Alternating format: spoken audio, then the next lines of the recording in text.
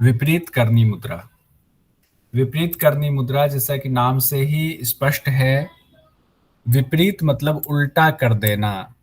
तो किस चीज को उल्टा करना है इसके बारे में आज हम लोग देखेंगे स्वात्माराम जी क्या कह रहे हैं। फिर भी थोड़ा सा एक ओवरव्यू ले लेते हैं कि हम लोगों ने पहले पढ़ा हुआ है सोम मंडल के बारे में कि वहां से अमृत का श्राव होता है, सोम रस का श्राव होता है और वो सूर्य मंडल में आकर भस्म ना हो, इसीलिए उस श्राव को रोकने के लिए सारी कोशिश की जाती है। तो ये एक स्थिति है जो हम लोगों की सामान्य स्थिति है। उसमें हमारे सोम मंडल से अमृत का श्राव हो रहा है और ये सूर्य मंडल है। इस सूर्य मंडल में वो आकर अमृत भस्म हो जा रहा है। तो इसको रोकने के लिए बताया गया है उपाय कि इसको उल्टा कर दे, यानी सूर्य मंडल को ऊपर कर दे, सोम मंडल को नीचे कर दे। तो सोम मंडल में जो सोम रस है, जो अमृत है, वो अमृत भस्म नहीं होगा। यही विपरीत करनी मुद्रा है। इसको और बाद में समझेंगे अच्छे से किस तरह से मुद्रा लगाने के बारे में कहा गया है, लेकिन उससे पहले एक बार सूत्र पर आते हैं हम लोग। सूत्र में कहा गया है यत किंचित श्रवते चंद्रात अमृतम दिव्य रूपिणः तत् सर्वं ग्रसते सूर्य स्तेन पिंडः जरायुतः। साफ साफ कह रहे हैं कि सोम मंडल से यानी चंद्रमा से, चंद्रमा शब्द का इस्तेमाल किया गया है कि चंद्रमा से जो अमृत का स्राव होता है वो दिव्य अमृत, दिव्य रूप अमृत, अमृत भी कैसा, वो दिव्य रूप अमृत कहा गया, दिव्य रूपिणः। वो दिव्य रूप अमृत का जो श्राव होता है तत् सर्व ग्रसते सूर्य स्तन, कहते हैं कि सूर्य उसको ग्रसित कर लेता है, सूर्य उसको ग्रास कर लेता है, उससे भस्म कर देता है। कहाँ पे भस्म कर देता है? तो सूर्य मंडल हमें पता है, कल भी हम लोगों ने पढ़ा था कि हमारे नाभि में मणिपुर चक्र में सूर्य का स्थान है। और इसी वजह से क्या होता है, पिंड यहाँ कहा गया, पिंड जरायुता, पिंड शब्द का इस्तेमाल शरीर के लिए किया गया है। हर शरीर पिंड है, हमारा ये शरीर पिंड है।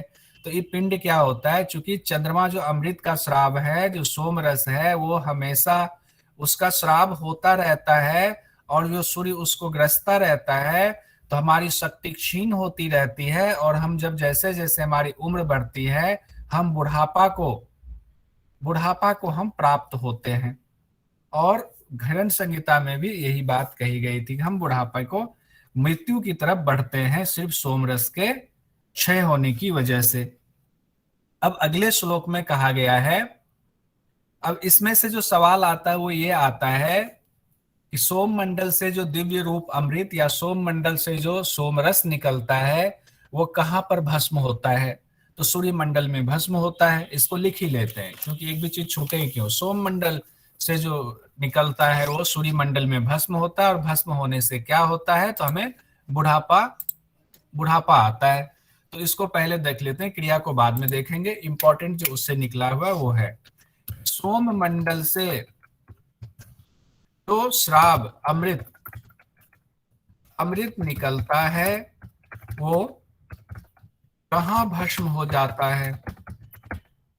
बताइए, जवाब दीजिए, जल्दी जल्दी खोल करके बताइए। सूर्य मंडल में। सूर्य मंडल में सूर्य मंडल में। इसी के बदले अगर आपको एग्जाम में दे दे सूर्य मंडल ना दें और दे दे आपको मणिपुर चक्र या 2-3 चक्र का नाम दे दे, तो उसमें हमें क्या करना है?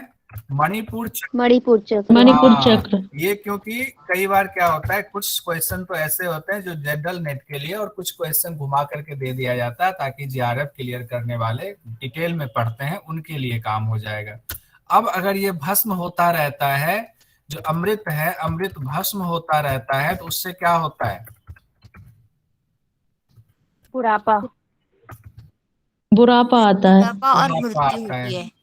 हाँ, बुढ़ापा आएगा तो मृत्यु होगी, तो बुढ़ापा आता है। ये 2 सवाल यहां से निकला है। बहुत इंपॉर्टेंट नहीं है, लेकिन एग्जामिनर का कोई ठिकाना नहीं है, कोई भी सवाल वो दे सकते हैं, इसके लिए वो स्वतंत्र है और हमें हर चीज को ध्यान में रखना है। अब आगे बढ़ते हैं। आगे कहा गया तत्र अस्ति कर्णं दिव्यम सूर्यस्य मुख वंचनम गुरुपदेश, अब देखना यहाँ से बहुत इंपॉर्टेंट बात कह रहे हैं जिससे हमारे बहुत सारे सवाल निकलेंगे, मन के सवाल निकलेंगे। गुरुपदेश तो ज्ञेयं ना तो शास्त्रार्थ कोटि भी, कहा गया है कि इस मुद्रा का अभ्यास, यानी ये जो विपरीत करनी मुद्रा का अभ्यास है, इसके लिए ये जो एक दिव्य क्रिया कही गई है, दिव्यम कर्णम दिव्यम, ये जो दिव्य क्रिया कही गई है जिससे सूर्य के मुख में जो श्राप मारा जाता है, भस्म हो जाता है, वो टल जाएगा, वो बच जाएगा। तो इसको कहा गया, ये जो क्रिया है इसको गुरु के उपदेश को ही जानकर, गुरु के द्वारा दी जाने वाली जो उपदेश है, जो उनकी जो क्रियाविधि वो कराएंगे, उसी के अनुसार करना चाहिए, नहीं गुरु के सानिध्य में रहकर करना चाहिए। क्यों करना चाहिए? आगे कहते हैं, ना तो शास्त्रार्थ कोटि भी, कहते हैं आप करोड़ों शास्त्र पढ़ ले, वेद पढ़ ले, पुराण पढ़ ले, आपको ये ज्ञान शास्त्र से नहीं हो सकता। ये सिर्फ और सिर्फ गुरु के निर्देश में, गुरु के सानिध्य में अभ्यास करेंगे तभी हो सकता है। तो हम लोग कई बार ये जो पुस्तक पढ़ते हैं उसमें मन में सवाल आता है कि ये लिखा गया, इसमें ये चीजें छूट तो नहीं गई हैं, हम अभ्यास करते हैं कैसे, और पुस्तक में थोड़ा उसमें शायद कुछ मिसिंग तो नहीं है। ये सवाल अक्सर मन में आता है। तो इसलिए ये सवाल, मैं इस बारे में पूरी तरह से, मेरा व्यक्तिगत मत है, मैं क्लियर हूं कि पुस्तक में सारी बातें नहीं दी गई हैं क्योंकि गुरु के लिए छोड़ी गई हैं। क्योंकि हर पिंड यानी हर हमारा शरीर अलग अलग होता है, हर शरीर की क्षमता अलग अलग होती है। जब हम गुरु के पास जाकर के 10 विद्यार्थी उनके पास अभ्यास करेंगे तो गुरु 10 विद्यार्थियों के शारीरिक क्षमता, मानसिक क्षमता के हिसाब से उनको अभ्यास कराएंगे। इसीलिए नहीं कि एक ही तरह से सबको अभ्यास कराएंगे, ये जरूरी नहीं है। वो देखेंगे कौन विद्यार्थी, कौन छात्र, कौन शिष्य कितना हमें ले पाता है, किस पात्र में कितनी क्षमता है। उसी तरीके से अब जो अगले लाइन है, ना कि करोड़ों शास्त्र से, करोड़ों शास्त्र आप पढ़ ले, कितना भी शास्त्र पढ़ ले, शास्त्रार्थ भी यहाँ शब्द दे दिया गया है, शास्त्र करे और शास्त्र की चर्चा करे, उससे हम इस ज्ञान को नहीं जान सकते। बहुत बड़ी बात यहाँ पे कही गई है। तो यहाँ से ये सवाल निकल सकता है कि क्या करोड़ों शास्त्र को पढ़ करके हम योग का अभ्यास, या ये भी दे सकता है योग का अभ्यास कर सकते हैं, तो उसमें हाँ नहीं वाला कुछ दे सकता है, या फिर ये दे सकता है कि करोड़ों शास्त्र को पढ़ करके भी हम किस मुद्रा का अभ्यास नहीं कर सकते हैं। तो ये लिख ही लेते हैं, क्यों छूटा जाए, बाद में जब आपके पास ये नोट्स रहेगा तो आसानी होगी। करोड़ों शास्त्रों को पढ़ने के बाद, शास्त्रों के पठन और चर्चा के बाद भी कौन सा अभ्यास, कौन सी मुद्रा का अभ्यास नहीं सीखा जा सकता? तो क्या कहेंगे? विपरीत करनी, विपरीत करनी। वैसे बहुत सारे के लिए है, लेकिन एग्जैक्ट अगर एग्जाम की दृष्टि से दे तो हम विपरीत करनी इसमें लगाएंगे टिक। यहाँ पर हम कंफ्यूज नहीं होंगे क्योंकि ये इसके संदर्भ में अभी यहीं पे कहा गया है, लेकिन ये कई जगहों पे कहा गया गुरु के सानिध्य में ही करें, लेकिन यहाँ पे इस अभ्यास में खास करके इसको बताया गया है, इसीलिए हम इससे जोड़कर सवाल निकाल रहे हैं। वैसे तो पूरे पुस्तक में ही कहा गया है कि गुरु के उपदेश में ही करें पूरा योग अभ्यास।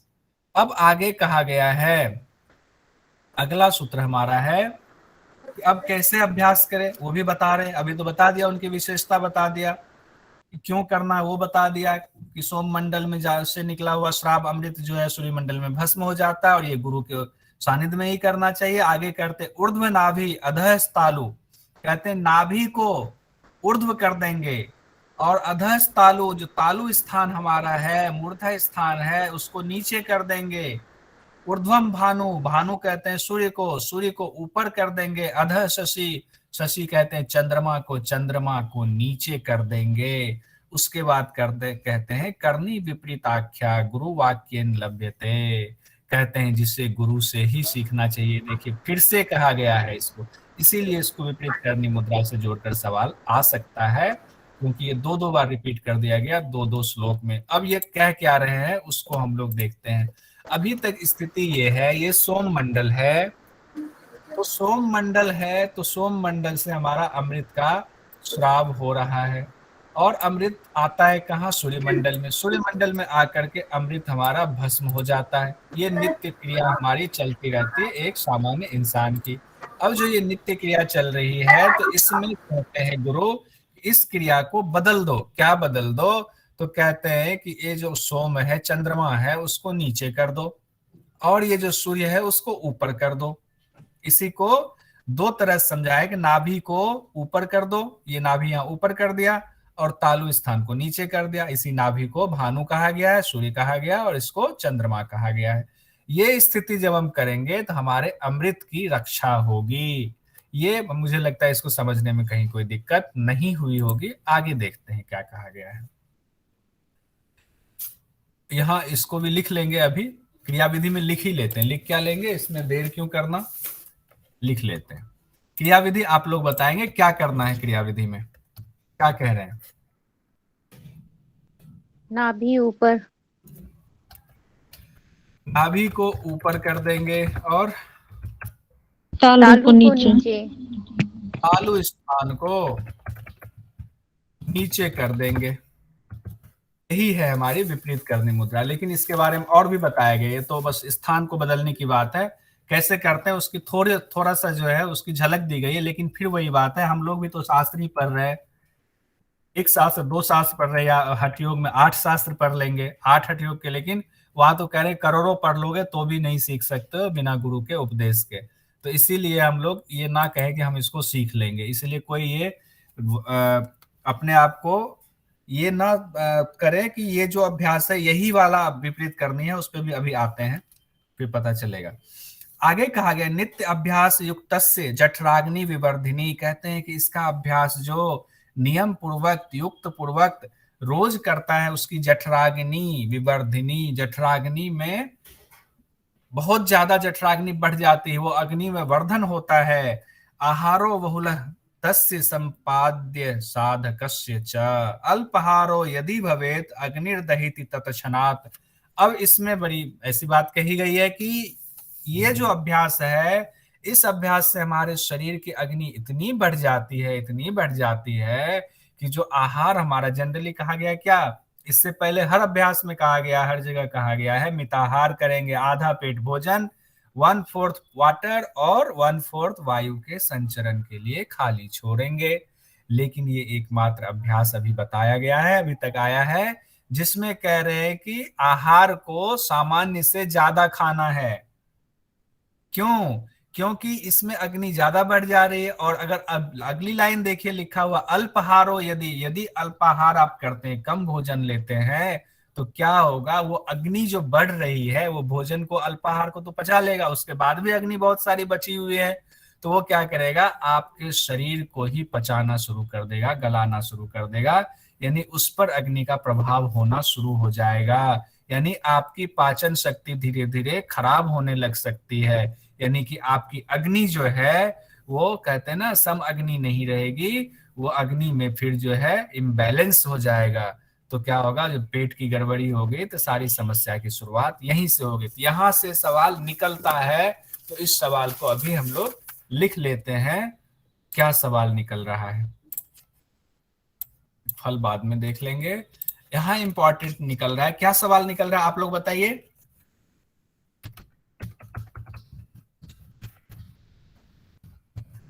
कि कौन से अभ्यास में पर्याप्त भोजन की आवश्यकता होती है? ज्यादा भोजन, पर्याप्त से थोड़ा ज्यादा नहीं, सामान्य से ज्यादा। अल्पाहार नहीं करना है, सामान्य से ज्यादा भोजन करना, सामान्य से ज्यादा भोजन करना चाहिए। तो कौन सा हो गया, विपरीत करनी मुद्रा। और इसी में सवाल दे दिया जाता है, अगर नहीं करेंगे तो वो अग्नि हमें नुकसान। इसको 2 तरीके से, 3 तरीके से दिया सकता है, पहले लिख लेते हैं। अगर मिताहार का पालन करते हुए, इस तरह से भी दे सकता है, विपरीत करनी मुद्रा का अभ्यास करते हैं तो क्या होगा, क्या होगा, शरीर को जलाने लगती है। भी दे सकता है, शरीर को जलाने लगती है। या इसी को पलट के दूसरे तरह से दे देगा कि पाचन शक्ति खराब हो सकती है, या पाचन नली हमारी खराब हो सकती है। तो जो भी आपको दे, हालांकि यहाँ पर कहा गया है शरीर का ही क्षय करने लगती वो अग्नि। तो इस तरह से जब हमने अर्थ समझ लिया, भाव समझ लिया, तो अब हम कोई भी वहां पे सवाल के शब्द से खेले अगर एग्जामिनर, तो हम उसको तुरंत क्लिक कर लेंगे माइंड में कि अच्छा इसका अर्थ ये है। अब अगला कहते हैं, गुरुजी एक सवाल और। बताए। गुरुजी क्या हम ये मुद्रा जब भी करें तो हम भोजन करके करें? नहीं, बिल्कुल भी नहीं, बिल्कुल नहीं, बिल्कुल नहीं, बिल्कुल नहीं, ऐसा नहीं कहा गया है, सामान्य की बात कही है। और दूसरा ये इसमें एक और भाव छिपा हुआ है, वो भाव ये छिपा है जो आगे अभी थोड़ा सा आएगा बताऊंगा, कि ऐसा नहीं है कि हम हफ्ते में 2 दिन अभ्यास कर रहे हैं या महीने में 5 दिन कर रहे हैं और ये दिमाग में है कि हमने तो विपरीत करने का अभ्यास किया है, खूब भोजन कर ले, नुकसान करेगा। ये उनके लिए है, आगे कहा गया है कि आप नित्य प्रतिदिन दिने दिने अभ्यास करें, रोज रोज अभ्यास करें। कैसे अभ्यास करें, कितने समय तक करें, वो भी बताया गया है। और पता चला कि आप 2 मिनट अभ्यास करो, आपने किया, और 2 मिनट हफ्ते में 2 मिनट अभ्यास कर लिया आपने, खूब भोजन दबाकर कर लेते हो, तो पता चला कि उसका उल्टा प्रभाव हो गया, इतनी अग्नि आपके शरीर में बनती नहीं है और भोजन ज्यादा हो गया, तो उससे भी आपकी पाचन शक्ति खराब हो सकती है। ठीक है, जब आप रेगुलर इसका अभ्यास करें तब के लिए ये नियम उस पर लागू होगा। और भोजन करके कोई अभ्यास नहीं करना। जैसे भोजन करके अगर आप अभ्यास करेंगे तो क्या होगा, आपने उल्टा कर दिया, भोजन उल्टी दिशा में आएगा तो उससे नुकसान होगा। अच्छा सवाल था। अब अगला सवाल अगला है हमारा, कह रहे हैं कि अधः शिरश्च ऊर्ध्वपाद, कह रहे अधः शिर मतलब सिर को जमीन पे लगा दे, नीचे रख दे। अब कैसे करना विपरीत करनी मुद्रा वो बता रहे हैं। अधः शिरश्च ऊर्ध्वपाद, पांव को ऊपर उठा दे, सिर को नीचे कर दें, पांव को ऊपर उठा दें, बस इतना ही बताया गया है। अब सिर को नीचे पांव को ऊपर में तो बहुत सारी मुद्राओं में ऐसा होता है, अभ्यास में होता है, आसन में होता है कि सिर नीचे है पांव ऊपर है।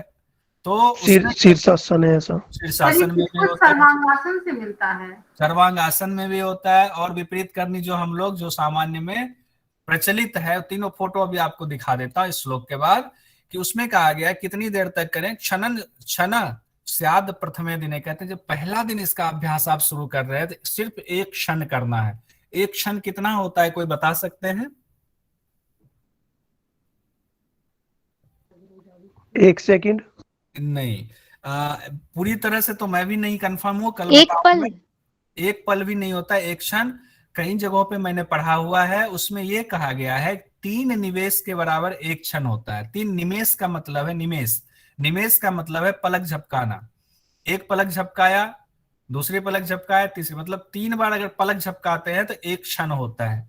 तो कहा गया है कि पहली बार जब अभ्यास करेंगे तो 1 क्षण करेंगे पहले दिन, ठीक है। उसके बाद कहते हैं क्षणात च किंचित अधिकम अभ्यसेत दिने दिने, कहते हैं कि रोज, उसके पहला दिन तो 1 ही क्षण करना है, फिर अगले दिन से जो रोज रोज दिने दिने हम अभ्यास करेंगे गुरु के निर्देशन में, ये सब कभी हटाएंगे नहीं। मैं गुरु नहीं हूं, आप गुरु नहीं है, हम लोग शिक्षक हो सकते हैं, छात्र हो सकते हैं। गुरु होना बहुत बड़ी बात है। गुरु वो है जिन्होंने आत्मदर्शन कर लिया हुआ है, वही गुरु हो सकते हैं। तो हम आप गुरु नहीं हैं, शिक्षक और छात्र ही हैं। कभी आप पढ़ा रहे तो आप शिक्षक हैं, कभी मैं पढ़ रहा हूं तो मैं छात्र हूं, पढ़ा रहा हूं तो शिक्षक हूं। कहा गया है कि रोज रोज कितना अभ्यास बढ़ाना है, कुछ क्षण रोज अभ्यास को बढ़ाते रहे, ये बताया गया है।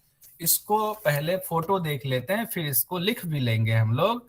फोटो में ये कहा गया है, एक तो अभ्यास सपोज किए, इसमें भी स्थिति देखिए, सोम मंडल नीचे है, सूर्य मंडल ऊपर हो गया, तो ये भी एक तरीके से विपरीत करनी मुद्रा में हुई, क्योंकि इसमें शास्त्र में कह रहा है।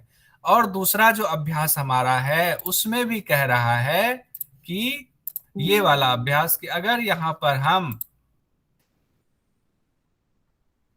उठाते हैं इस तरीके से, पांव को कह रहे हैं पांव को ऊपर कर लेंगे, तो पांव तो इसमें भी ऊपर आ रहा है, अब पांव को हमने ऊपर कर लिया, तो ये वाला अभ्यास जनरली प्रचलित है विपरीत करनी मुद्रा के लिए। अब इस तरीके से भी सोम मंडल ऊपर हुआ, सूर्य मंडल नीचे हुआ, तो ये भी एक तरीके का अभ्यास है। जो तीसरा है हमारा वो ये है, तीसरे अभ्यास में अब देखिए शीर्षासन है। अब शीर्षासन का अभ्यास भी, ये शीर्षासन का अभ्यास है, इसमें भी सूर्य मंडल ऊपर है, चंद्रमंडल नीचे है, तो तीनों अभ्यास उसी से मिलता जुलता। और कई योग संस्थानों में, अच्छे अच्छे योग संस्थानों में शीर्षासन को ही कराते हैं विपरीत करनी मुद्रा के रूप में। ये कई जगहों कई पुस्तकों में इसकी चर्चा है। तो हम अगर कहीं एग्जाम देने जाएं, कहीं इंटरव्यू देने जाएं, तो थोड़ा मन को बोल्ड करके रखें। अगर आपसे पूछ दे विपरीत करनी मुद्रा कैसे होती है, किसको कहेंगे, तो आप वहां कॉन्फिडेंस के साथ कहें कि क्रियात्मक रूप में, जो व्यवहारिक रूप में दुनिया में जो प्रचलित है वो ये वाला है। कौन सा वाला? जो अभी हम लोगों ने किया, ये वाला प्रचलित है। लेकिन शास्त्र के मुताबिक कि सोम मंडल को नीचे कर देना, सूर्य मंडल को ऊपर कर देना अगर विपरीत करनी मुद्रा है, तो उसमें हमारा शीर्षासन भी आएगा। और शीर्षासन के साथ और कौन सा आएगा? सर्वांग आसन भी हमारा आ जाएगा। तो इसीलिए तीनों मुद्रा ऐसा हो सकता है। या वृक्षासन भी बहुत सारे लोग लगाते हैं, लेकिन वृक्षासन इसलिए नहीं होगा, तो कहा गया है कि सिर को जमीन पे लगाना है, इसलिए वृक्षासन नहीं होगा। लेकिन ये तीनों मुद्रा तो होगा ही होगा। अगर एग्जामिनर इस पर आपसे बहस करे तो आप बड़े शांत चित्त होकर के शास्त्र का नियम बता सकते हो कि क्यों होगा सूर्यमंडल ऊपर, सूर्यमंडल, चंद्रमंडल नीचे वाली बात कह करके। अब आगे इसको लिख लेते हैं हम लोग पहले, कि अब क्रियाविधि हम लोगों ने अभी लिख लिया था, नीचे कर देंगे। हाँ, और कितनी देर तक रुकना है ये इसमें लिख देते हैं। पहले दिन जब हम अभ्यास कर रहे हैं तो कितना रुकना है? एक क्षण। देर तक एक रुकना क्षण। है। एक क्षण, ये कई बार सवाल आता है कि कितनी देर तक रुकना है विपरीत करनी मुद्रा में पहला दिन। तो एक क्षण रुकना है। और उसके बाद दूसरे दिन से अभ्यास को धीरे धीरे बढ़ाते हैं। प्रतिदिन क्षण क्षण बढ़ाते रहना है। प्रतिदिन कुछ क्षण तक बढ़ाना है। और जो आपने कहा अरुण जी, वो भी ठीक है कि धीरे धीरे अभ्यास को क्षमतानुसार बढ़ाना। लेकिन ये भी नहीं कि आज एक क्षण किया और कल आधे घंटे कर लिया। तो दूसरे दिन से कितनी देर बढ़ाना है? कुछ क्षण बढ़ाते जाएंगे। अब आगे इसी में आएगा, इसको पहले ही देख लेते हैं कि मैक्सिमम कितनी देर तक करने के लिए बताया गया है।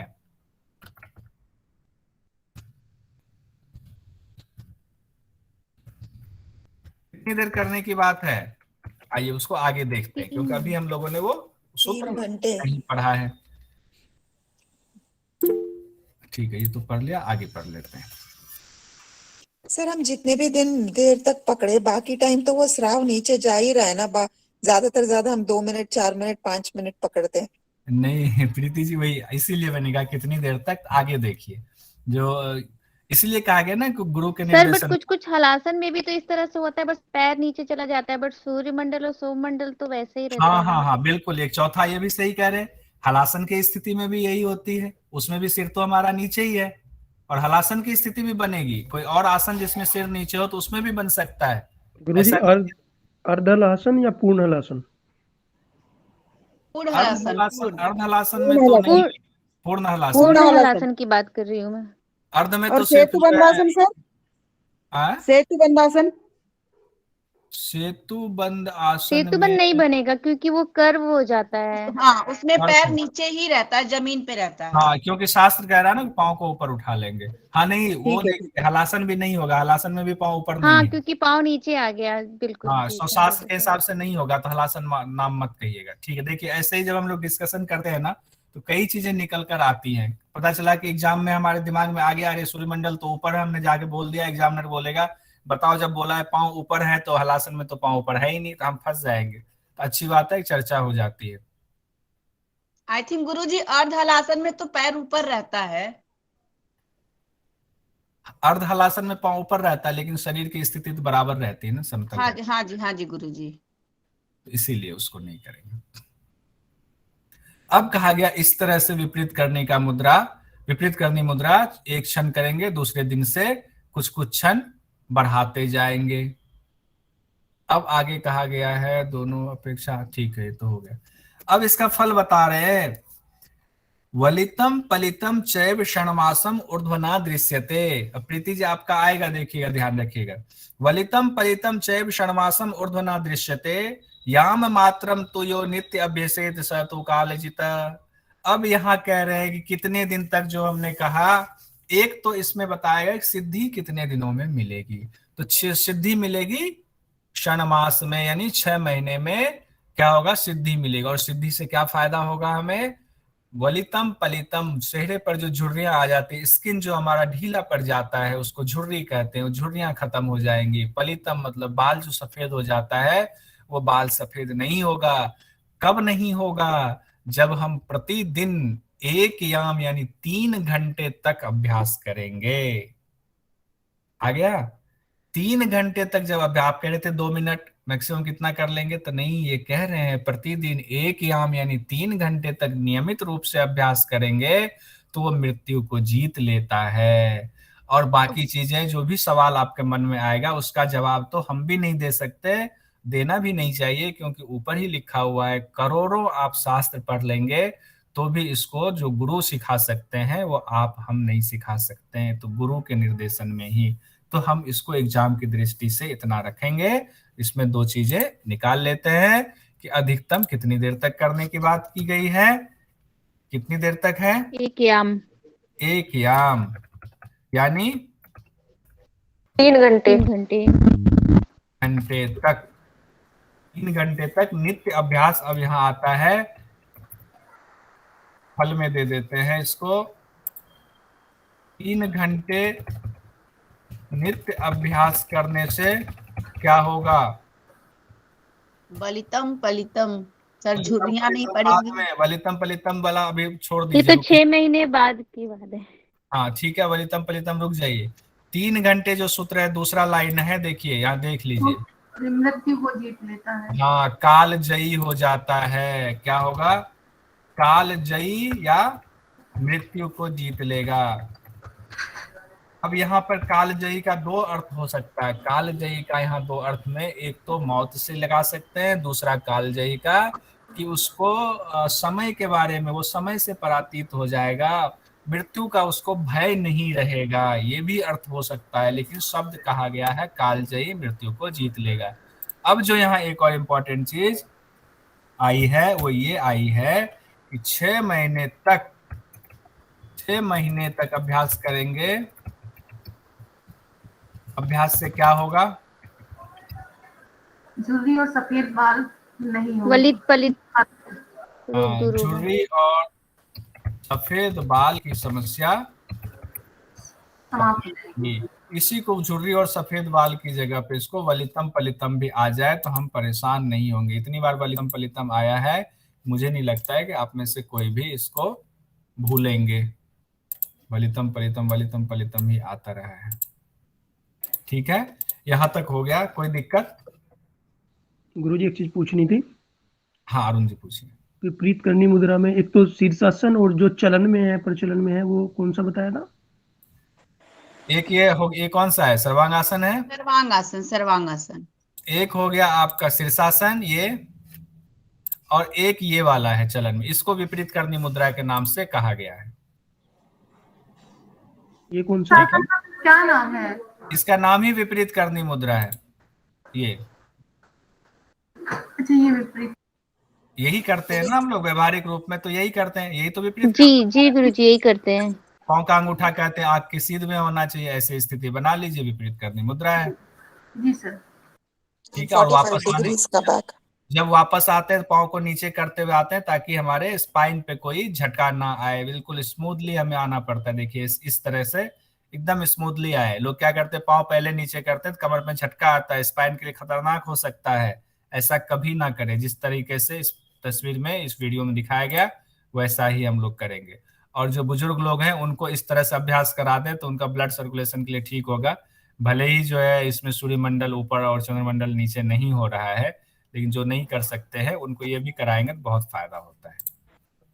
ठीक है, अब हम लोग गुरुजी एक सवाल मेरा, 3 घंटा एक ही मतलब एक बारी बनाया उसी पोज को 3 घंटे करके रखें या बीच में थोड़ा सा ड्रॉप कर सकते हैं? अब ये सवाल मैंने पहले इसीलिए डिस्क्लेमर चला दिया था कि इससे संबंधित जो सवाल पूछेंगे मैं जवाब तो दे दूंगा अपने उस ज्ञान से, लेकिन कहा गया गुरु ने जो कहा है, आप कोई भी कुछ भी कह ले, एक शिक्षक कह ले, एक शास्त्र करोड़ों कह ले, वो स्पष्ट नहीं होगा। गुरु जो कहेंगे उन्हीं के सानिध्य में सीखना। अब जो आपका सवाल है 3 घंटा एक बार या 3 घंटा पूरे 24 घंटे में 3 घंटे करना है, नहीं वो नहीं चीज नहीं गुरुजी, नहीं, मेरा ये सवाल नहीं, एक 3 घंटे का ही है, एक ही बार में 3 घंटे करूंगी, बट जैसे कि 3 घंटे में हाथ दर्द करने लगेगा तो थोड़ा सा पैर नीचे कर दिया, फिर नहीं उठा नहीं लिया। नहीं, वो तो मुझे नहीं लगता है ये गुरु, इसीलिए गुरु के निर्देशन में। मैं गुरु नहीं हूँ, मैं सिर्फ शिक्षक हूँ, तो ठीक है। अभी आप भी थोड़ा बहुत बता दीजिए। तो उसमें मेरे हिसाब से कि रहना है, और जो कहा गया अभी पातंजल योग सूत्र में जो हम लोगों ने पढ़ा था आसन के बारे में, क्या पढ़ा था कि स्थिरम सुखम आसनम, अगर हमें स्थिरता और सुख आ जाए तभी उसको आसन माना जाएगा। उससे पहले तो अभ्यास की स्थिति के लिए कोशिश करना माना जाएगा। हम सिर्फ कोशिश कर रहे हैं, अभ्यास में हम पहुंचे नहीं हैं, ठीक है। और जब ये वाला अभ्यास करेंगे, अगर उस नियम को लगा दें, तो जब हम आ जाएंगे तो पांव दर्द क्यों करेगा, हाथ दर्द क्यों करेगा, सिर दर्द क्यों करेगा, है ना, तब आसन माना जाए। जब तक हम उसमें कोशिश करते रहते तब तो वो एक प्रक्रिया होगी कि हम कभी कोशिश में है, तो आसन वो सिद्ध नहीं हुआ है। धन्यवाद। ये जो मतलब मेरा अपना जो मन ये कहता है, इसमें हो सकता है बहुत सारे लोग हैं, सब लोगों का अलग अलग मत हो सकता है। सर ये तो क्लियर है ना, अगर 3 घंटा भी होल्ड करके रखे हाँ तभी भी बाकी 18 वो जितने भी घंटे बचते 21 आवर्स, तब तो स्राव नीचे जा रहा है ना। हाँ, 3 घंटे तो शराब तो जा रहा है, ये तो सवाल बिल्कुल सही है आपका, शराब जा रहे हो नीचे। लेकिन 3 घंटे हमने रोका, तो हो सकता है कि इसकी वजह से बहुत सारे फायदे होते होंगे, तभी शास्त्र में लिखा हुआ है। बाकी 21 घंटे तो जा रहा है, बिल्कुल सही है। अब बस 1 मिनट रख करते हैं तो इसका तो कोई फायदा ही नहीं है फिर तो। नहीं, हो सकता है ये भी होता होगा, इसलिए गुरु के निर्देश में कि अगर शायद जिन्होंने किया हुआ है अभ्यास, जिनका सिद्ध हो गया होगा, शायद उनका जवाब अलग हो, वो ये कहें कि नहीं इसको कंट्रोल कर लेंगे। एक तो विपरीत करनी मुद्रा से, और विपरीत करनी मुद्रा से पहले खेचरी मुद्रा बताई गई है, सीक्वेंस में तो खेचरी पहले आया हुआ है, तो खेचरी मुद्रा से उसको रोक के रखेंगे। हमेशा जीभ भी तो ऊपर नहीं लगा सकते हैं, तो कहा हो सकता है कि ऐसा हो कि खेचरी मुद्रा से कुछ समय तक रोके, कुछ समय तक इस मुद्रा से रोकें, और कुछ समय तक कहा गया है कि अगर बिंदु नीचे जा रहा है तो उसको योनि मुद्रा के द्वारा उठा करके ऊपर ले जाए। तो कई विधियां बताई गई हैं, हो सकता है सारी विधियां गुरु बताते होंगे, लगाते होंगे, तब जाकर के उनको कालजयी बनाते होंगे, ये भी हो सकता है, मेरा मत है सिर्फ सर व्यक्तिगत। एक और चीज, जो खेचरी की बात करी आपने, जैसे हम पढ़ रहे हैं कुछ और कर रहे हैं, ऐसे ही टंग को ऊपर फोल्ड करके रख के बैठे रह सकते हैं क्या? खेचरी मुद्रा तो हम लोग लगा ही नहीं सकते। नहीं, हाँ, इतना बाकी दूर तो पहुंचना नहीं, पर ऐसे ही मोड़ के हाँ, अपर पैलेट को लगा के, तालू को लगा के बैठ सकते बिल्कुल बिल्कुल बैठ सकते हैं। कहा भी गया है, कहाँ घिरण संहिता में, कौन सी मुद्रा, मांडुकी मुद्रा। प्रीति जी आपने पढ़ा भी था, मांडुकी मुद्रा पढ़ा था ना, मेरी क्लास में शायद आप थी। तो मांडुकी मुद्रा में यही कहा गया है मेरे ख्याल से, जो लोग होंगे पढ़ा होगा घिरण संहिता, कि लगा करके रखना है। कुछ भी कर रहे हैं आप, मांडुकी मुद्रा में जीभ ऊपर लगा लीजिए और ऊपर लगा के रखिए, और उसको चलाते भी रहिए। कहा गया था क्या, किन्हीं को पता है?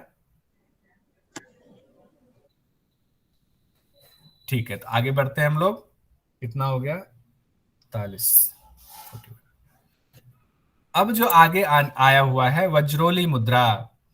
वज्रोली मुद्रा में इसके बारे में बड़ा मतभेद है। देखिए, योग शास्त्र में अलग अलग ऋषि मुनियों ने जो शब्दों की व्याख्या की है, सूत्रों की व्याख्या की है, वो कई जगहों पर अलग अलग व्याख्या हो गई है। अब एक भस्त्रिका प्राणायाम ही है, बहुत सारे लोग भस्त्रिका प्राणायाम हाथ ऊपर उठाते हैं फिर नीचे करते हैं।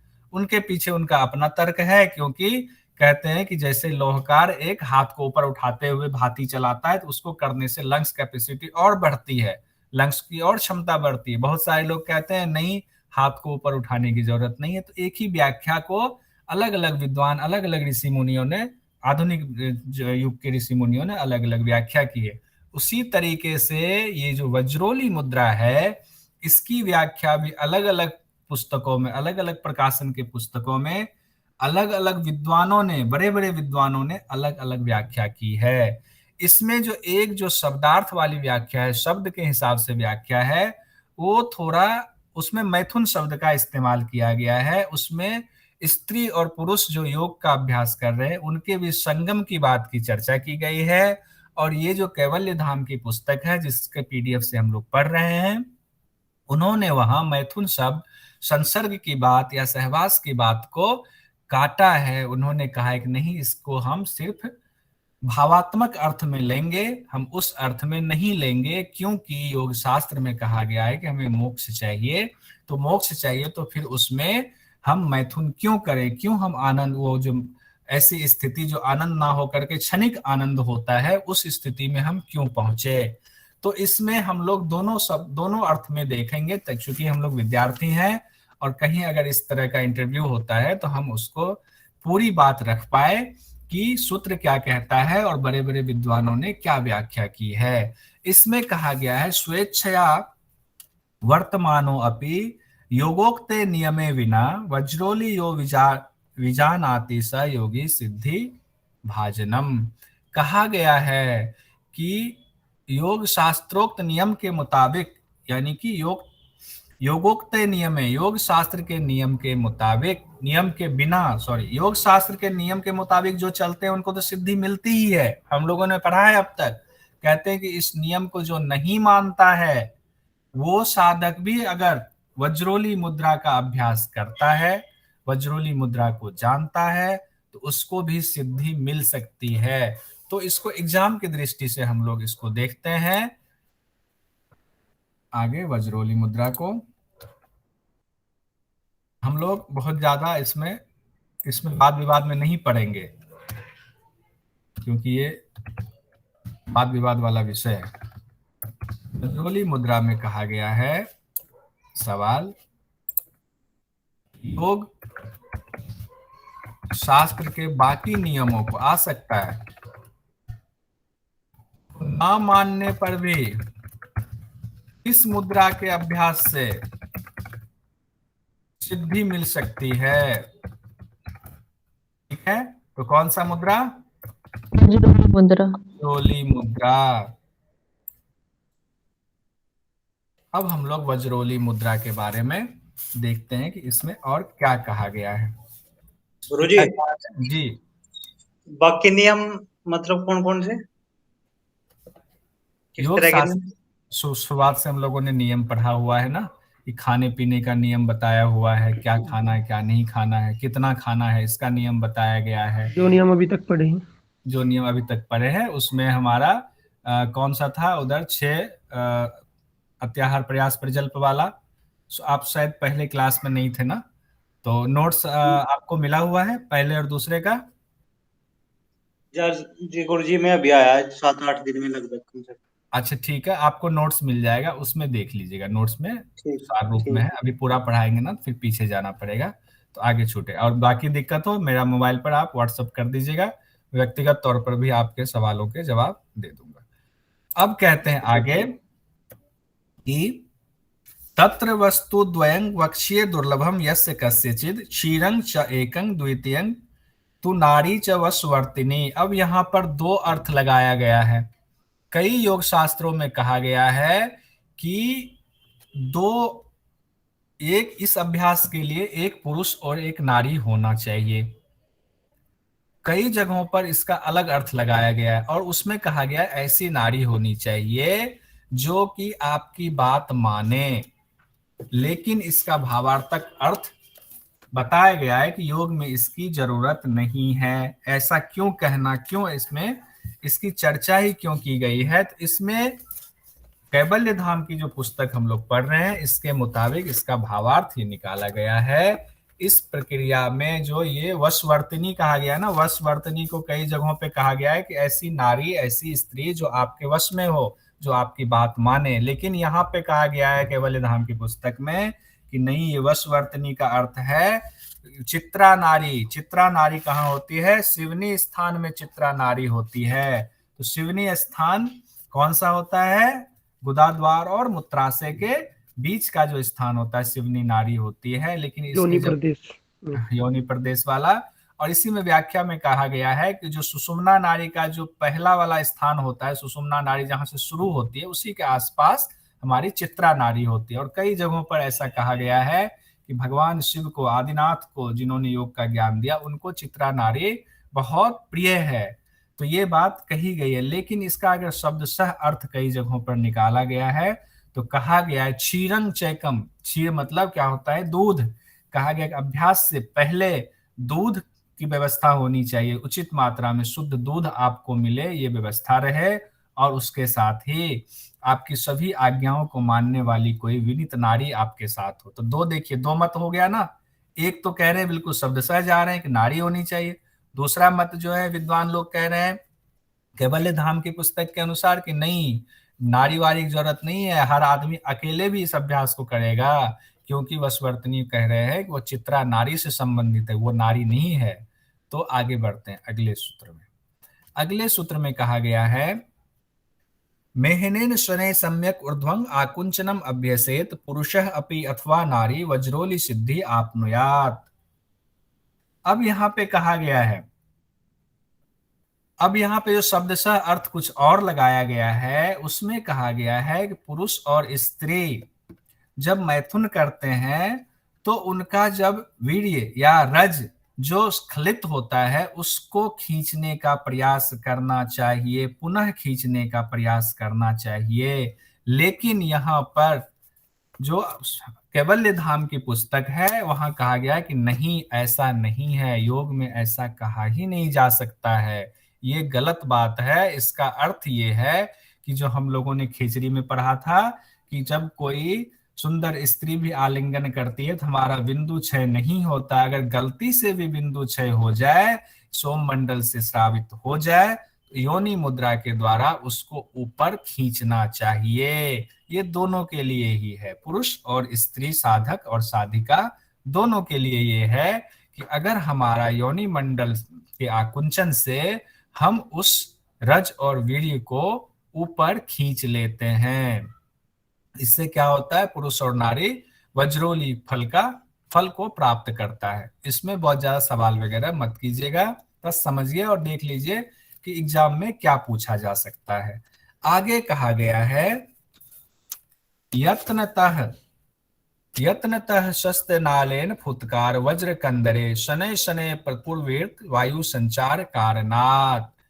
अब इसमें दोनों जगहों पर एक ही बात कही गई है, यानी कि जो दूसरे वाले हैं उसमें भी और कैवल्य धाम में भी, कि हम अपने जो जेनेटिक ऑर्गन है उसमें एक नली डालेंगे और उस नली में फूंक मारेंगे। नली कैसी होनी चाहिए, शस्त्र नालन, शस्त्र कहा गया शीशे को, दो धातु होती है शीशा, शीशे की धातु की एक नाली हो। तो मुझे लगता है ये सब बाद में जोड़ा गया है, इसीलिए कई जगहों पर इसको इग्नोर किया जाता है। तो लेकिन हम लोग पढ़ लेते हैं डिटेल में ताकि कहीं भी हमें कोई प्रॉब्लम ना हो। तो शीशे की नाली को मूत्र मार्ग में हम अंदर डालते हैं और वायु को फूंक मारते हैं, तो वायु का संचार होता है हमारी शिवनी नारी में। ऐसा होने से वायु का संचार जब शिवनी नारी में होता है तो उससे क्या होता है, हमारा जो रज या वीर्य जो हम खींचने की कोशिश करेंगे आकुंचन के द्वारा, उसमें हमें सहायता होगी। कहा गया है नारी भगे पतत बिंदुम अभ्यासेन ऊर्ध्वम आहरेत चलितम च निजम बिंदु ऊर्ध्वम आके सुरक्षित। अब इसका अर्थ दोनों जगहों पे अलग है, हम ये वाला अर्थ देखते हैं। योनि मंडल में आकर गिरने वाला जो बिंदु है, जो कि हम लोगों ने खिचड़ी मुद्रा में भी पढ़ा था, उस बिंदु को कई जगहों पर इसको सोमश्राप भी कहा गया, कई जगहों पर इसको अलग नाम भी दिया गया है। कहा गया कि नहीं, योनि मंडल से जो अलग चीज गिरता है उसको स्त्री में रज, पुरुष में वीर्य कहा जाता है। लेकिन कई जगहों पे कहा गया नहीं, वही सोमश्राप ही ऊपर से नीचे तक आता है, उसी का रूप है, बस नीचे आकर नाम बदल जाता है। इसको लेकर के भी विद्वानों में थोड़ा मतभेद है। कहते हैं कि अभ्यास के द्वारा उस सोमश्राप, उस बिंदु को ऊपर उठाने की कोशिश करेंगे, ऊपर उठाकर रखेंगे। ठीक है, यहाँ तक कोई कंफ्यूजन नहीं होगी। लेकिन दूसरे मत के अनुसार फिर वही मैथुन शब्द का इस्तेमाल कर दिया गया है, तो उसको रहने देते हैं। आगे कहा गया, अब आप लोग समझ गए होंगे अब बातों को, तो इसीलिए बहुत ज्यादा उसको चर्चा नहीं करेंगे। आगे कहा गया है एवं संरक्षित बिंदु मृत्यु जयति योगवित मरणम बिंदु पातेन जीवनं बिंदु धारणात। हाँ, बहुत अच्छी बात कही गई है। कहा गया कि सब कुछ जो अभ्यास ये हो रहा है वज्रोली मुद्रा, किसको, बिंदु को बचाने के लिए हो रहा है, रज और वीर्य को संरक्षण करने के लिए हो रहा है। इस प्रकार बिंदु की रक्षा करने वाला योग का जानकार, योग विद अकाल मृत्यु को जीत लेता है और क्या होता है, बिंदु का क्षरण मर्दंग बिंदु पाते, यानी कि बिंदु का जब क्षय होता है तो उससे मृत्यु होती है। अभी भी हम लोगों ने पढ़ा था सोमरस का श्राप होता है तो क्या होता है, बुढ़ापा आती है, मौत की तरफ बढ़ते जाते हैं। उसी तरह कहा गया जब बिंदु का धारण होता है, उसकी रक्षा होती है, तो जीवन हमारा बना रहता है। वही बात यहाँ भी कहा गया है। लेकिन इसमें से एक सवाल निकलता है, इस तरह बिंदु की रक्षा करने से क्या होता है, अकाल मृत्यु को जीत लेता है। ये लिख लेते हैं वज्रोली मुद्रा में कि बिंदु की रक्षा करने से क्या फल मिलता है। ये अलग अलग जगह पे फल, ये देखिएगा, ये वज्रोली मुद्रा में हम फल देखेंगे। क्या फल बोला है बताइए? अकाल मृत्यु को जीत लेते हैं। अकाल मृत्यु को जीत लेता है, वज्रोली मुद्रा से संबंधित है। आगे कहा गया है, हाँ, सुगंधो योगिनो देहे जायते बिंदु धारणात यावत बिंदु स्थिरो देहे तावत काल भयंकुतः। कहते हैं कि जब तक देह में बिंदु है तब तक काल का भय क्यों। और दूसरा ऊपर वाली लाइन जो है, सुगंधयो योगिनो देहे जायते बिंदु धारणा, कहते हैं जब बिंदु पर आप विजय प्राप्त कर लेते हैं, उसके धारण कर लेते हैं, अब वो आप उसको क्षय होने नहीं देते हैं, इतनी शक्ति आपके अंदर आ जाती है, तो क्या होता है, आपके शरीर से सुगंध पैदा होने लगती है। इसके लिए इत्र लगाने की जरूरत नहीं है, सेंट फुलेल लगाने की जरूरत नहीं है, हमें फॉग मारने की जरूरत नहीं है। हमें ऐसे ही बिंदु को जब धारण कर लेते हैं, हमारे वश में आ जाता है, अब बिंदु क्षय नहीं होने दे रहे हैं, तो ऐसे साधक और साधिका के शरीर से सुगंध पैदा होने लगती है, अंदर से खुशबू आने लगती है शरीर में। जब तक शरीर में बिंदु है तब तक मृत्यु का भय नहीं है, काल का भय, काल भयंकुतः। अब इसमें से जो सवाल यहां से आ गया कि शरीर में सुगंध कब पैदा होती है,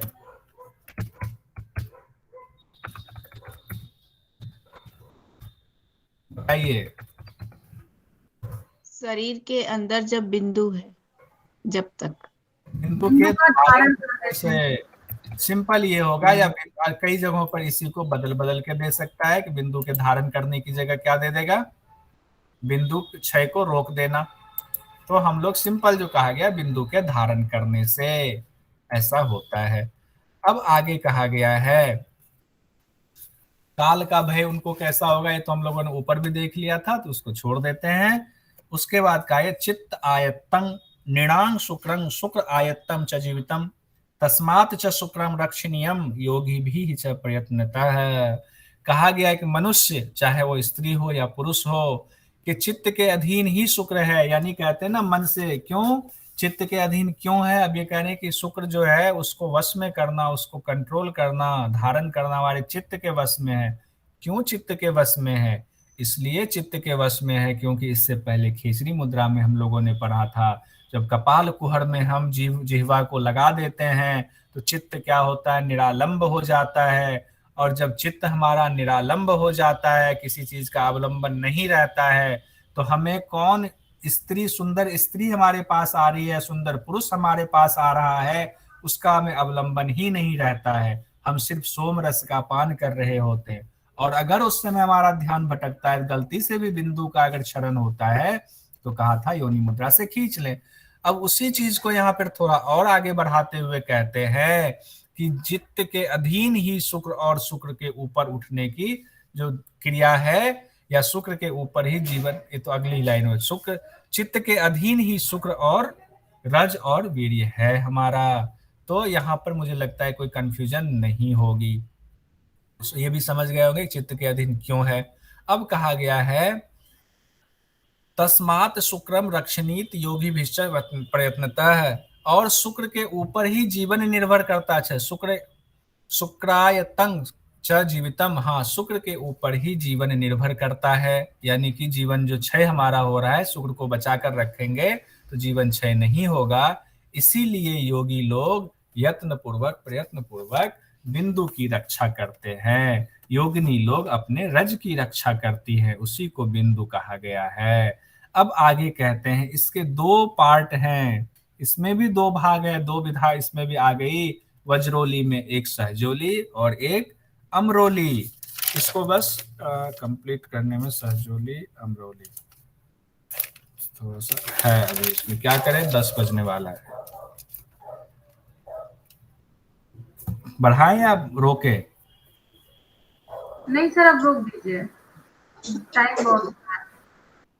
अच्छा ठीक है, क्योंकि कल जो है फिर ये हम लोग मुद्राबंद कंप्लीट कर लेंगे। कल मुद्राबंद इसका सहजोली अमरोली और शक्ति चालन करके कंप्लीट हो। सहजोली अमरोली इसी का पार्ट है, वज्रोली का है, थोड़ी थोड़ी उसमें थोड़ा थोड़ा भेद है, लेकिन श्लोक ज्यादा है तो यहाँ रोकना ही ठीक होगा। मुझे लगता है यहाँ तक बिल्कुल कंप्लीट हम लोग अच्छे से समझ गए होंगे। अब ज्यादा करेंगे तो सिर के ऊपर से निकलेगा वो, तो उसमें हालांकि नहीं है, वो बहुत आसान है, सिर के ऊपर से नहीं निकलना चाहिए। तो यहाँ तक कोई दिक्कत तो नहीं हुई? हम लोगों ने आज पढ़ा था, ये कौन से अभ्यास का फोटो आपके स्क्रीन पे आ रहा है? विपरीत करनी मुद्रा। विपरीत करनी मुद्रा। अरुण जी, इसमें क्या होता है?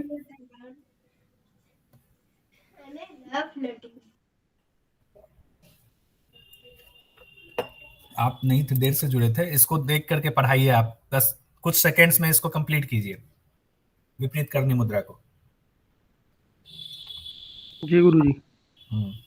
नाभि को ऊपर कर देंगे, तालु स्थान को नीचे कर देंगे, यही तो बताया था गुरुजी मैंने भी। हाँ, अब आपकी आवाज नहीं आ रही थी ना, आपका वो था। अच्छा, वो माइक नहीं खुल रहा था तो आवाज नहीं आई। जी ठीक है प्रिया जी, एक बार बस, अब बस समाप्त कर रहे हैं, 2 से 3 मिनट ही लूंगा, ज्यादा नहीं। ये जो विपरीत करनी मुद्रा आपके स्क्रीन पर है, इसको आप सोचिएगा आप टीचर हो, आप पढ़ा रहे हो, आप पढ़ा दो इसको जल्दी से, कुछ सेकंड में, फटाफट। सर, इसको करने के लिए हम अपने जो नाभि प्रदेश को ऊपर करते हैं और तालु प्रदेश को नीचे करते हैं। सर, अपने पैर को ऊपर करते हैं और सिर को नीचे करते हैं। ये विपरीत, जो हमारा शरीर सीधा रहता है, इसको जस्ट उल्टा कर देना, विपरीत कर देना ही विपरीत करनी मुद्रा कहलाती है। ठीक है, 1 सेकंड, और कौन लोग हैं? अरुण कामकार जी, खामकर, अरुण जी, अंकुर चौहान जी, अरुण खामकार जी, भारती माली जी,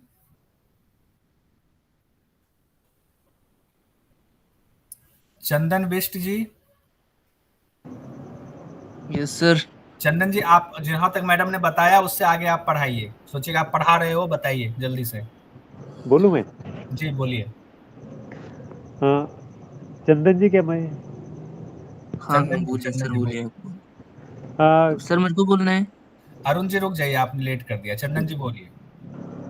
सर, इस पे नाभि प्रदेश को ऊपर करना है और तालु को नीचे करना है।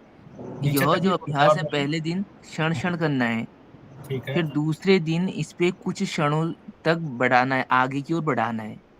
इस अभ्यास को 6 महीने तक अभ्यास जो हम करेंगे, इससे झुर्रियां और सफेद बालों की समस्या खत्म हो जाएगी। यह अधिकतम एक दिन में 3 घंटे तक, यानी कि 1 याम तक करना है सर। ठीक है, डॉली मालवीय जी, इससे आगे बता दीजिए।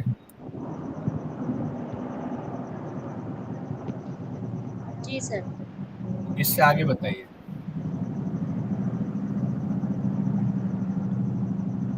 आपको मिताहार का पालन करते हुए नहीं करेंगे। कौन सा था? किस मुद्रा के अभ्यास के दौरान? विपरीत करनी मुद्रा। जैसे टीचर पढ़ाते हैं वैसे पढ़ाई, आपके सामने हमने स्लाइड दे दिया हुआ है। जी सर। तो बोलिए,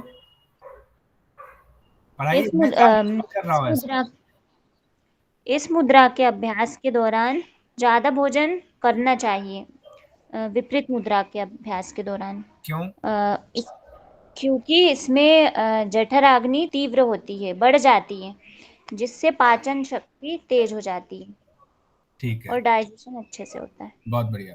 ज्योति जी, ज्योति सलाम जी, आप यहाँ से पढ़िए, जो मैंने अंडरलाइन किया ना, यहाँ से इसको आप बताइए, समझाइए। सूर्यमंडल पर जाके हो जाता है। छोड़ दीजिए, क्योंकि आपसे प्रॉब्लम है, नेक्स्ट टाइम देखेंगे। सर वॉइस नहीं आ रही सर आपकी। मेरी आवाज नहीं आ रही है? सर नहीं, सर कट कट के आ रही सर। अच्छा, नहीं मेरी आवाज कट रही है, कोई नहीं, ज्योति जी की कट रही थी। प्रीति जी आप पढ़ा दीजिए ये वाला, यहाँ से सोम मंडल से। Okay sir. तो ये सोम मंडल से जो अमृत निकलता रहता है वो जी। कहाँ भस्म होता है वो बताया उन्होंने। सूर्य मंडल में मणिपुर चक्र में वो गिर जाता है फ्रॉम चंद्र मंडल, फिर वो भस्म होता चला जाएगा। और इसको 6 महीने की प्रैक्टिस हम करते रहते हैं रोज। तब ग्रे हेयर और रिंकल्स जैसे बोले ना वलितम पलितम, जी उसको भी आप ओवरकम कर सकते हैं। और जो इसको 3 घंटे के लिए, एक याम के लिए जो प्रैक्टिस करता है वो मृत्यु पे भी जय पा लेता है। बहुत सुंदर, बहुत सुंदर। अब एक अर्चिता जी, जो इसमें सबसे लास्ट वाली बात कही गई है, इसको आप समझाइए जल्दी से, बस कुछ सेकंड्स में। करोड़ों शास्त्रों के पठन चर्चा के बाद भी कौन सी मुद्रा का अभ्यास नहीं सीखा जा सकता? तो कैसे सीखा जा सकता है? Sorry sir. कैसे सीखा जा सकता है? करोड़ों शास्त्रों के पढ़ने के बाद भी विपरीत करनी मुद्रा का अभ्यास। तो कैसे सीखना चाहिए, मैं सवाल बस पूछ रहा हूँ। गुरु की शरण में। गुरु के निर्देशन में। गुरु के निर्देशन में। ठीक है, अब मुझे लगता है सब लोगों को ये याद हो गया होगा, इसमें अब कुछ रहा नहीं होगा। अब बस और कौन लोग बच गए हैं? अरुण खामकार जी, आप इसको, आपके सामने स्क्रीन दिख रहा है, इसको बस फटाफट फटाफट कीजिए। वज्रोली मुद्रा बिंदु की रक्षा करने से क्या फल मिलता है? तो आकार मृत्यु का जीत लेते हैं, शरीर में सुगंध पैदा करता है बिंदु के धारण करने से। अब कौन बच गए हैं? प्रिया जी, प्रिया जी का हो गया। पुष्पा मुर्गत जी, इसमें ऊपर वाला लाइन बता दीजिए, आप पढ़ा दीजिए। जी सर। जी। योग शास्त्र के बाकी नियमों के न मानने पर भी किस मुद्रा का अभ्यास सिद्धि मिल सकती है? वो वज्रोली मुद्रा से मिल सकती है। ठीक है, अब यहाँ तक हमारा कंप्लीट हो गया। कल हम मुद्रा और बंद को कंप्लीट कर लेंगे। ओम ओम सर, ओम। सर ये सुगंध के बारे में कौन सी श्लोक में लिखा है? सुगंध के बारे में है ना, एक सेकंड, सुगंध के बारे में है ना, पहले 2 अध्याय का पीडीएफ मिलेगा सर? 88 नंबर में। बिल्कुल मिलेगा, बिल्कुल मिलेगा। अभी दे तो दिया था ये, 88 नंबर पे मिल जाएगा है ना। सुगंधो योगिनो देहे जायते बिंदु धारणा। 88 नंबर मिल गया ना? तृतीय अध्याय 88 नंबर। अरुण जी, वो ऑडियो ऑफ कर लीजिए। अरुण जी वीडियो बंद कर लो।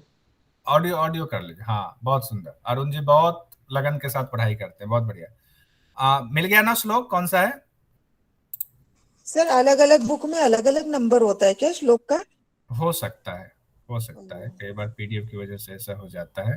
फिर भी आपके देखिए स्क्रीन पर ये वाला है, सुगंधो योगिनो देहे जायते बिंदु धारनाथ, आ गया स्क्रीन पे। सर आई थिंक इसमें बिहार स्कूल ऑफ बुक में ये है ही नहीं ये श्लोक। अच्छा, ये वाला स्क्रीनशॉट भेज दो गुरुजी उसका, ये श्लोक वाला का। सुगंधो शब्द है ना, उसमें हो सकता है कि ना हो, ऐसा कई पुस्तकों में होता है। ये वाला है, ठीक है। ठीक है सर।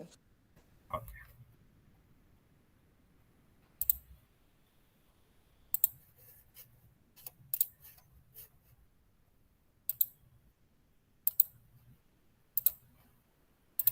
आइए, कोई नहीं, हम लोग शांति पाठ कर लेते हैं। बहुत सारे लोग परेशान हो रहे होंगे। ज्योति जी शांति पाठ करा दीजिए आज। ज्योति जी का तो खैर ऑडियो में प्रॉब्लम है। पुष्पा जी आप करा दीजिए। Okay sir. किसी आसन में ग्रहण करें। अपना पीठ और गर्दन सीधे रखें, शरीर ढीला, मन अपना शांत, दिमाग शांत। मन को अपना आज्ञा चक्र में केंद्रित करें और 3 बार ओंकार के साथ अपन शांति पाठ करेंगे। श्वास धीरे से ले ले, श्वास छोड़े। और एक बार, और ओंकार के साथ श्वास को छोड़ते रहे, उच्चारण करें।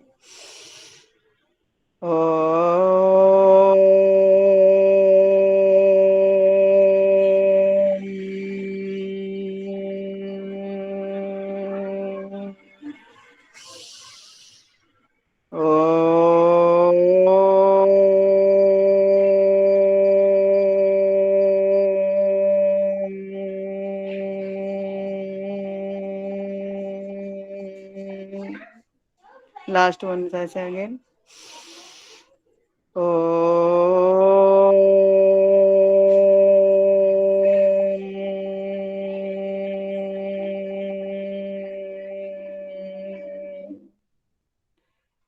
ॐ त्र्यम्बकं यजामहे सुगन्धिं पुष्टिवर्धनम् उर्वारुकमेव वन्दनात् नित्योर्मोक्षीयमाम्रियात्।